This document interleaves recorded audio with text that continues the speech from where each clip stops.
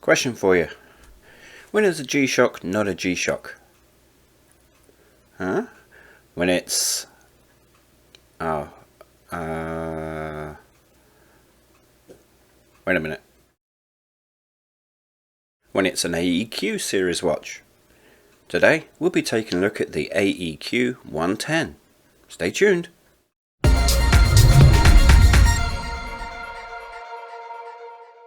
Hello Cassiopeans and welcome to Digital Casio.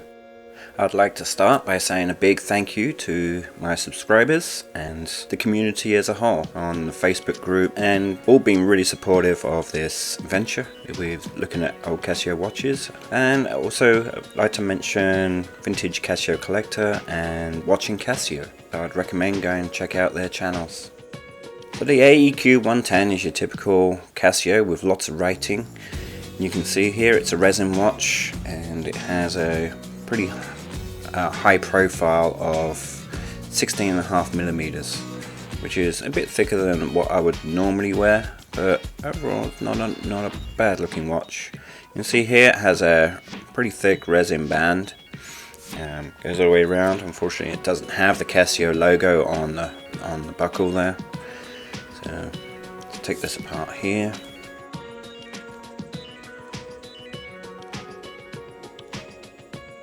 So as we take a look at the back here, we'll see this is a curiosity for me because this is advertised as an AEQ 110W, but it doesn't have the W on the watch back.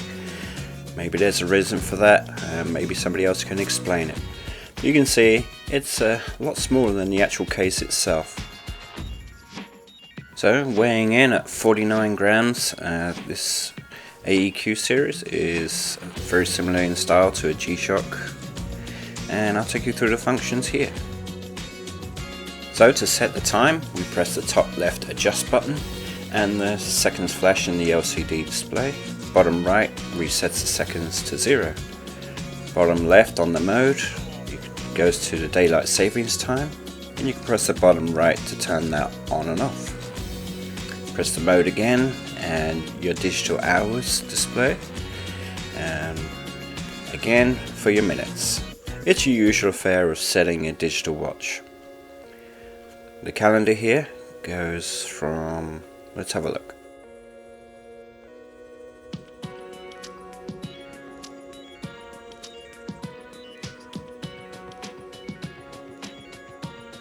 Wow, okay, so it's good for 100 years. Whether this watch will actually last that long, I don't know, but at least you know you're covered. And I'm pretty sure I won't be around in 80 years to actually see that run out. Okay, so we continue, set the date and the month, and press your adjust to set the time. So we'll go ahead and set the analog time. Now you may have read in other places that the analog time will adjust according to the digital time, but unfortunately it's not like that, and you can't go backwards either, so it's a bit of a pain. If you accidentally overrun on the going forwards, you're gonna have to go all the way around again, which takes forever, and if the buttons are a little stiff, you'll end up with a pretty sore finger or thumb.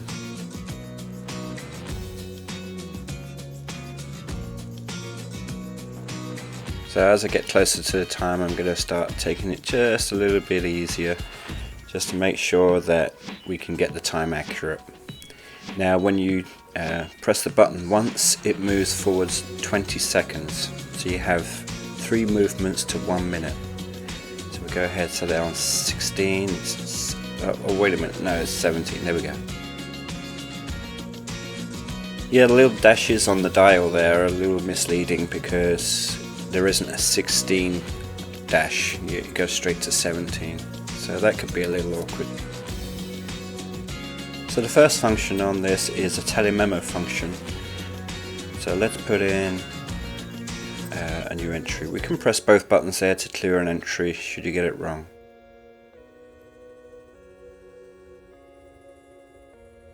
So here we'll be using a combination of the bottom left mode buttons and the set minus and set plus buttons on the right.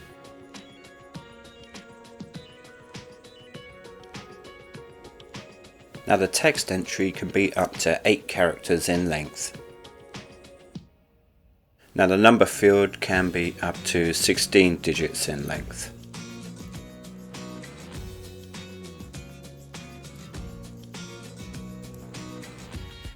Once you've finished, press the adjust button to set that in place.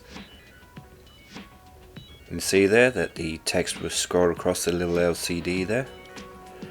And you press the adjust button again to show you the phone record or whatever number you've got in there.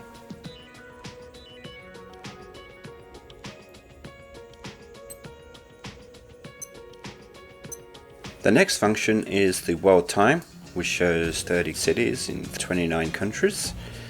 So let's just go through and we'll put it on Denmark. No, it's Denver. I know. Thanks for correcting me. The next function is the alarms function. With this we have 2 daily alarms, we have 1 snooze alarm and an hourly signal. Press and hold the bottom right to test the alarm.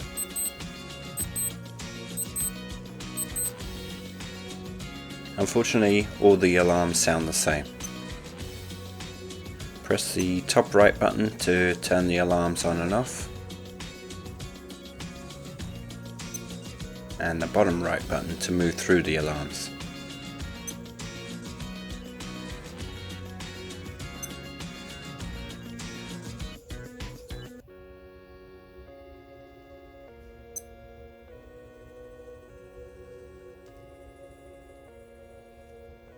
Setting an alarm is just like setting the time. So we do this by holding the adjust button at the top left, and then using a combination of the mode and set minus and set plus. Now it should be noted that as soon as you press the adjust button, the alarm is on.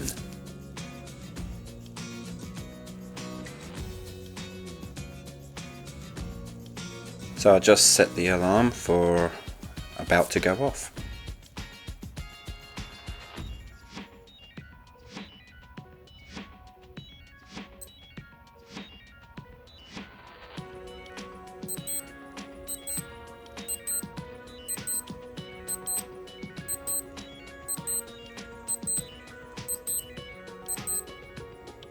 It's kind of disappointing that the alarm only sounds for 10 seconds, but if you find that's too long, you can press any button to silence it.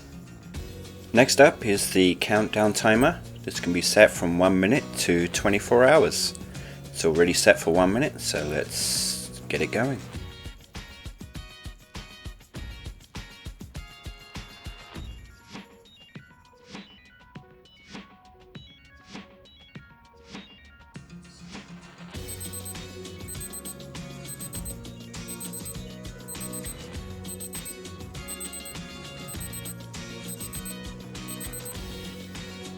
So yet again, unfortunately, it's only 10 seconds long. The final function is the stopwatch. Press the bottom right to start or stop, and press the top left button for a split time. Press the split time again to resume the time. Unfortunately, it doesn't show split or lap, so you just have to kind of guess where you're at with this. That's all the functions of the AEQ 110. Let's take a look at this on my wrist. So my small wrist here, you can see that the watch is actually a pretty good size. It's a little chunky, a little high for me, but the length and width are just right. The resin band is also very comfortable to wear. I mean, it's a really comfortable watch. There are currently 7 versions of the AEQ 110W. 3 were released with the initial 2016 batch, 1 in 2017 and another 3 in 2018. The design of the dial is also rather strange to me. I like the depth, I like the textures they have within inside this dial, but there's so many things wrong here. The 24-hour markings are only partial. We have an LCD cutouts which render the LCD is almost useless. They're very difficult to see. And then we have the markings which indicate the minutes, which are really hard to adjust for when you're adjusting the time on the analog part. So it's all kind of like a mishmash. So I think I'd have to give this watch a 3 out of 10. At first view this is a beautiful looking watch, but the closer you look into it, it's really not very good. The design is horrible.